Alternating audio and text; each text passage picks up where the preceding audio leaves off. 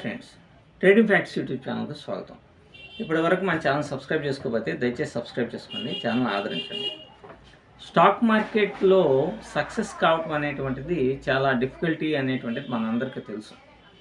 అలాగే సెబీ చెప్తున్నటువంటి rules and regulations వాళ్ళ యొక్క సర్వీస్ని బట్టి 95% ఫెయిల్ అవుతున్నారు, ఓన్లీ 5% మాత్రమే సక్సెస్ అవుతున్నారు. ఈ 5%లో కూడా ఒక 2-3% అనేటువంటి వాళ్ళు కన్సిస్టెన్స్గా లాభాలు అనేటువంటివి తీయలేకపోతున్నారు. కానీ కొన్ని స్టాక్ మార్కెట్లో సక్సెస్ అయినటువంటి స్టోరీస్ మనకి చాలా ఇన్స్పిరేషన్ని కలిగిస్తూ ఉంటాయి అంటంలో సందేహం లేదు. నేను సక్సెస్ అయినటువంటి స్టోరీస్ ఎక్కడ ఉన్నాయని ఎదుగుతున్న టైంలో నాకు కొరాలో ఈ స్టోరీ అనేటువంటిది తెలియటం అనేటువంటిది జరిగిందనమాట. అది కూడా హైదరాబాద్కి సంబంధించినటువంటి అతను మనోహర్. ఇతను స్టాక్ మార్కెట్లో ఒక హైదరాబాద్ అంటే మనందరికీ తెలిసిందే. ఉదయం డ్యూటీకి వెళ్తే అంటే ప్రైవేట్ జాబ్స్ చేసేటువంటి వాళ్ళ యొక్క పరిస్థితి చాలా అంటే చాలా దారుణంగా ఉంటుంది, మనందరికీ తెలుసు. ఉదయం 7 గంటలకి ఇంటి దగ్గర నుంచి 7-8కి ఇంటి దగ్గర నుంచి బయలుదేరి వెళ్తే నైట్ 8-9 అవుతుంది. ట్రాఫిక్ కావచ్చు, ఇంకోటి కావచ్చు వీటి కారణంగా. సో ఈ విధంగా ఉదయాన్నే 8 గంటలకి వెళ్ళటం, చాలని జీతాలు, మళ్ళీ 8కి వెళ్ళేసేసి మళ్ళీ సాయంత్రం నైట్కి 8-9 రావడం, ఇట్లాంటి అంటే అటువంటి జాబ్ చేసుకోలేని పరిస్థితి, చేయక తప్పని పరిస్థితి. ఇట్లాంటి వాళ్ళు చాలామంది ఉంటారు. వాళ్ళు మరొక ప్రత్యామ్నాయాన్ని ఎదుగుతూ ఉంటారు. బట్ కొంతమంది సక్సెస్ అవుతారు, కొంతమంది ఫెయిల్ అవుతారు. ఎస్పెషల్లీ స్టాక్ మార్కెట్లోకి వస్తే మాత్రం ఫెయిల్ అయిపోతారు. ఈ మనోహర్ అనే అతను స్టాక్ మార్కెట్లో సక్సెస్ అయ్యాడు. బట్ ఇతను అయ్యాడు కదా అని జాబ్ చేసుకునే వాటిని వదిలేసేసి ఒక 50,00,000 అప్పులు చేసేసి ట్రేడింగ్ చేస్తే దానివల్ల మీరు చాలా ఫెయిల్యూర్స్ని చూడాల్సిన పరిస్థితి వస్తుంది. అయితే ఇక్కడ ఈ సక్సెస్ స్టోరీ కొంతమందికి ఇన్స్పైర్ కలుగుతుందనే ఉద్దేశంతో నేను చెప్తా ఉన్నాను. ఈ మనోహర్ అనేటువంటి అతను ఒక ప్రైవేట్ కంపెనీలో జాబ్ చేస్తూ చాలని జీతంతో వెళ్తూ ఉన్నప్పుడు ప్రత్యామ్నాయం కోసం బాగా ఆలోచన చేస్తున్నప్పుడు ఈ యూట్యూబ్లో ఆన్లైన్ ఎర్నింగ్ అని ఇట్లాంటివన్నీ వీడియోస్ వెతుకుతున్నప్పుడు ఈ స్టాక్ మార్కెట్ అనేటువంటిది ఇతని యొక్క దృష్టిలో పడిన తర్వాత అంతా ఒక 4 years బ్యాక్. సరే, మనం స్టాక్ మార్కెట్లో మంచిగా సంపాదించవచ్చు. కొంతమంది 1,00,000 సంపాదిస్తున్నారు రోజుకి, కొంతమంది 10,000 సంపాదిస్తున్నారు. కానీ మనం రోజుకి ఒక 1,000 రూపాయలు మనం జాబ్ చేసే ద్వారా వచ్చేటువంటి 1,000 రూపాయలు మనం సంపాదిస్తే చాలు అనేటువంటి కోణంలో అతను స్టాక్ మార్కెట్లోకి రావడం అనేటువంటిది జరిగింది. అయితే స్టాక్ మార్కెట్లోకి వచ్చిన తర్వాత అంతా అనుకున్నంత తేలిగ్గా ఉండదు. కొంతమంది దగ్గర ట్రైన్ అవటం, కొంతమందికి కోర్సులకి ఫీజులు కట్టడం, ఇట్లాంటివన్నీ కామన్గా ప్రతి ఒక్కరి జీవితంలో జరిగేటువంటిది. అటువంటిది మనోహర్ జీవితంలో కూడా జరిగితే అతను బాగా ట్రేడింగ్ చేయడం ద్వారా, వాళ్ళు చెప్పడం ద్వారా బాగా నష్టపోవటం అనేటువంటిది జరిగింది. స్టాక్ మార్కెట్లో సంపాదించడం అనేటువంటిది అంత తేలికైనటువంటి విషయం కాదు అనేటువంటిది అతనికి అర్థమైపోయింది. అంటే స్టాక్ మార్కెట్ అనగానే డబ్బులు పెట్టేసేసి తక్కువలో కొనటం, ఎక్కువలో అమ్మటం అని చాలామంది అంటుంటారు. అది అసలు ఆ తక్కువ ఎక్కడ అనేటువంటిది తెలియాలి కదా.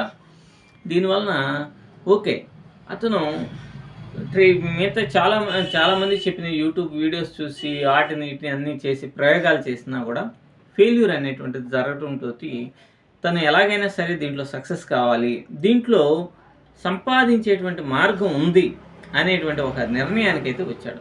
అయితే లోపం అనేటువంటిది మనలోనే జరుగుతుంది అనే భావంతో అతను తను ఎక్కడ మిస్టేక్స్ చేస్తున్నాడు, ఫస్ట్ ఆఫ్ ఆల్ ఒక మంచి స్ట్రాటజీని దాన్ని బ్యాక్ టెస్ట్ చేసుకొని ఒకదాన్ని నమ్ముకోవడం అనేటువంటిది జరిగింది.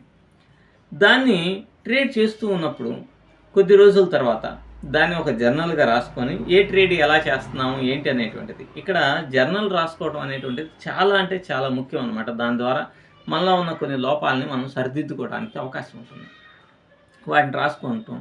1 month తర్వాత దాన్ని అనాలిసిస్ చేసుకోవటం, ఇట్లా అంతా జరిగిన తర్వాత ఆల్మోస్ట్ ఆల్గా అతను జాబ్కి వెళ్ళేటప్పుడు దాచిపెట్టుకున్నటువంటి కొంత డబ్బును మాత్రం ఎవరు చేసిన ఆప్షన్స్లోనే ట్రేడింగ్, ఇతను కూడా ఆప్షన్స్లోనే నిఫ్టీ, బ్యాంక్ నిఫ్టీలు, ఫెన్ నిఫ్టీలు ఇట్లాంటి వాటిలోనే ఆప్షన్స్లో ట్రేడ్ చేయడం అనేటువంటిది మొదలెట్టాడు. దాంతో ఇక తన స్ట్రాటజీని ఇంకొంచెం బిల్డప్ చేసుకోవటం, అలాగే డిసిప్లిన్గా ఉండటం, మోటివేటెడ్ వీడియోస్ చూడటం.